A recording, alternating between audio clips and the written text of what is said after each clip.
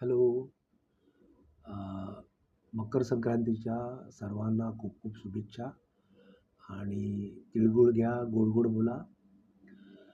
मला एक माझं ऑब्झर्वेशन शेअर करायचं होतं म्हणून एक शॉर्ट व्हिडिओ करत आहे, की यावर्षी कंपेअर टू प्रिव्हियस इयर्स जी माझ्या आठवणीत आहेत, यावर्षी थंडी ही बराच वेळ मुंबईत जाणवली आपल्याला.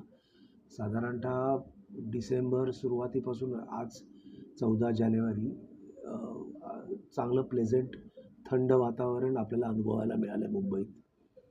आणि पूर्वी बऱ्याच वेळा असं व्हायचं की फक्त एखादा आठवडा थंडी जाणवायची मुंबईत आणि मग गरमी चालू व्हायची. आणि मग मी विचार करत होतो की काय रिझन असू शकतील या सर्वामागे. आणि एक मेजर रिझन जे मला दिसतंय, म्हणजे जे मला असं जाणवतंय, हे आहे एक मेट्रो. मेट्रो जी मुंबईत सर्व ठिकाणी चालू झाली आहे, त्याच्यामुळे काय झालं की एकतर अ, बऱ्याच ठिकाणी व्हेइकल्स जे वापरणारे आहेत त्यांनी मेट्रोला शिफ्ट केल्यामुळे व्हेइकल्स कमी झाले. त्यामुळे त्यामधनं निघणारी पोल्युशन आणि हीट कमी झाली आहे. दुसरं मी एक ऑब्झर्व्ह केलं की मेट्रोसाठी जिकडे जे काही स्ट्रक्चर्स उभी केलेली आहेत विदिन द रोड, त्यामुळे काय होतं की बऱ्याच ठिकाणी सावली असते रोडवर आणि you can really enjoy walking in that shade.